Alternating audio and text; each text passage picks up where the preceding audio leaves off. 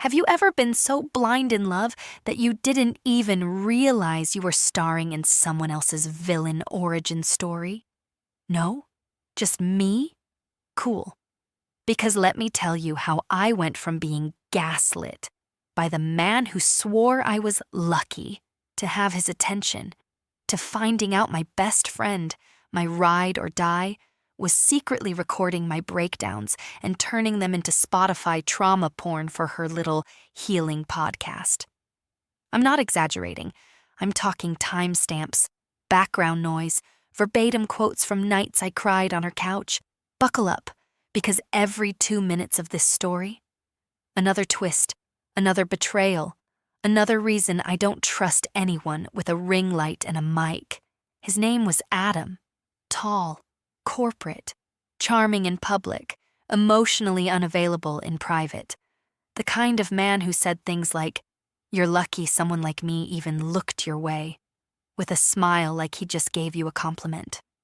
I was 28, 2 years out of grad school, emotionally vulnerable after a miscarriage and the death of my father. He slid in like a savior, made me feel chosen, special. Except he slowly chipped away at me. He hated when I wore red lipstick, said it made me look desperate. He didn't like when I posted selfies, called them attention-seeking.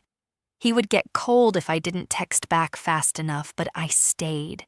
Because trauma makes you cling to familiarity, even when it's hurting you.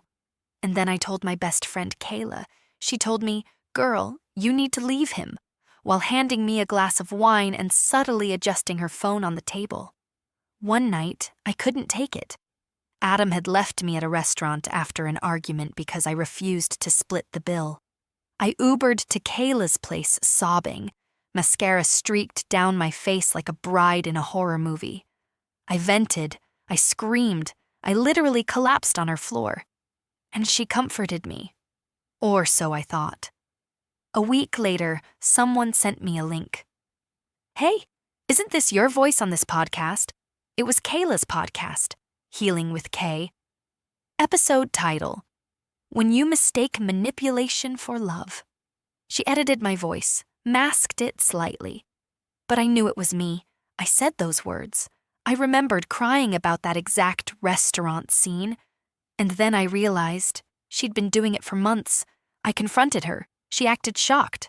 "What? No, it's a composite of stories. I would never exploit you like that." But something didn't sit right, so I waited until she left her apartment one day and doubled back with a key she gave me 2 years ago during a roommate emergency. I went through her laptop, her podcast files, labeled audio clips like Lex Meltdown, July 17, Breakup Voice Memos, Therapy Sound FX. She added background noises to make it sound like she was sitting with me in a professional setting, made my trauma sound cinematic. But wait, it gets better. I spiraled. I thought, this is some Black Mirror stuff. So I blocked her. I started fresh, went no contact with Adam too. But 2 months later, I got an anonymous DM. "You should check out Kayla's Patreon, might recognize a name on her donor list." I paid the $5, looked at the supporters list. Adam, top-tier subscriber. With a little comment that said, "Love hearing my girl's voice again. Makes me miss her, LOL." He was a fan. They were in on it. Kayla and Adam had been talking for months. Texts, DMs, Venmo transactions. He fed her details about our relationship. She turned it into content, and he got off on it, told her what triggered me, when I'd be vulnerable, called it prime podcast material. I could have gone to the police, could have sued, could have cried, but instead, I launched my own podcast, first episode, titled How I Caught My Best Friend and My Ex Monetizing My Mental Breakdown. I used every clip she posted of me, because funny thing in our state, if I'm the subject and I can prove no consent was given, it's mine. I had emails, timestamps, texts showing I never agreed to anything. I dropped episodes weekly, exposing every manipulation tactic. Played back his voice messages, her fake healing tips. I kept it legal, raw, and honest. I built a community of women who had been betrayed by the ones closest to them. And guess what? Spotify took her show down. Adam lost his job after his employer heard my story on TikTok. Kayla?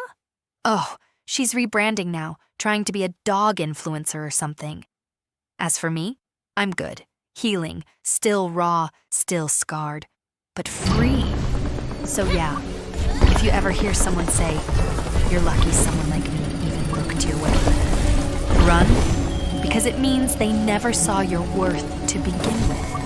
And if your best friend ever moves her phone when you're crying, smash it, then press record on your own mic, because your story deserves to be told by you.